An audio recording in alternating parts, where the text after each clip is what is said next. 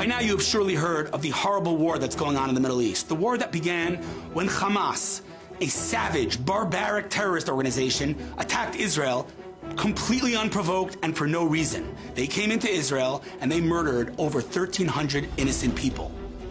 Here's a couple of things that I hear from people around the world. There seems to be some confusion. I thought I'd clear it up for you. First of all, they want a state. Give them a state. Do they? Because in 1948, when Israel was established, you might not know, but the United Nations gave the Arabs a state too. It was called the Partition Plan. Israel accepted, the Arabs rejected. Why did they reject it? Because they don't want a state. How do I know?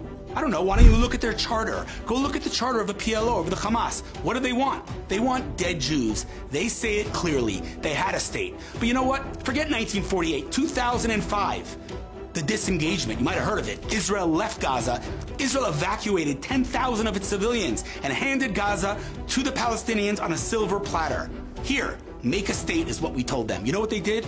They elected Hamas and they created a terror base.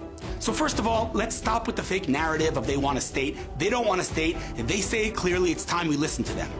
The next thing I'm hearing is, how could you cut the electricity to Gaza? How could you cut the water? Really? You think a country should provide electricity and water to an enemy state? But furthermore, we have video evidence of the Palestinians, Hamas, using the water pipes to attack us. They're literally using the water pipes to create rockets to shoot into Israel. And we should provide them with water? Have you lost your mind? Also, where are they gonna go? Poor Palestinians, they're not all guilty, they're not all Hamas. Of course they're not. You know where they could go? To Egypt. Go look at a map. They have a border with Egypt. Why is no one asking Egypt, their Muslim brothers, to open the border for the Palestinians? You know why? Because Egypt doesn't want them. Is that my problem? That's not my problem. I don't need to take in 2 million Palestinians who are attacking me and who voted for Hamas. Not all Palestinians are terrorists, but the Palestinian people, the ones that everyone says deserves a state, they're a people, right? If they're a people, then they should be held accountable for their words and for their actions. They voted for Hamas. They need to pay the price. Disproportionate response is another thing.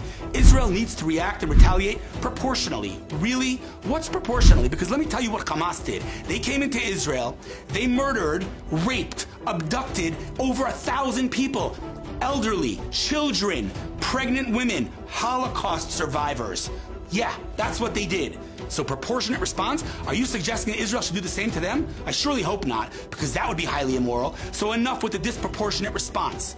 Furthermore, let me ask you a question. The Palestinian people, are they a people or are they a group of punks? Because if they're a people, like you say they are, who deserve a state, well, if they deserve a state, they should be held accountable. And if they are declaring from the river to the sea, and they want no Israel, Israel wiped off the map, then maybe we should listen to them because they're a people. Besides, these innocent Palestinians that everyone keeps talking about, the ones that danced and sang on 9/11, who hand out candies on the streets every time an innocent Jew is killed, where are they now, these innocent Palestinians? Because I can tell you that my social media feeds are full of Muslims supporting Hamas. Have you seen thousands of Palestinians standing up and speaking out against Hamas? Because I haven't. And then they're going to say, but they can't. Hamas will kill them. They just have to fulfill orders. Where have I heard that before? Oh yeah, it was the Nazis who said that. It was not a legitimate response then, and it's not a legitimate response now. Stand up. The way Hamas is brutalizing and terrorizing the Jews and the Arabs in Gaza, they need to stand up, and there's no excuse that they don't. This is Israel's 9/11. No one in their right mind debated whether America had a right to retaliate after 9/11. But forget 9/11. What about World War II? Did anybody question whether the world was justified in attacking Germany? But weren't there millions of innocent Germans who were killed? Yeah, they were. And guess what? It's called war. And in every war in the history of mankind, innocent people die. It's tragic, but it's the nature of war. Israel doesn't want war. It was forced upon us. So just like World War II was justified, just like America's war in Afghanistan was justified after 9/11, this war is justified. No one is going to tell Israel to hold our fire, to stop and to react and respond and retaliate proportionally. That's a ridiculous claim and it needs to stop.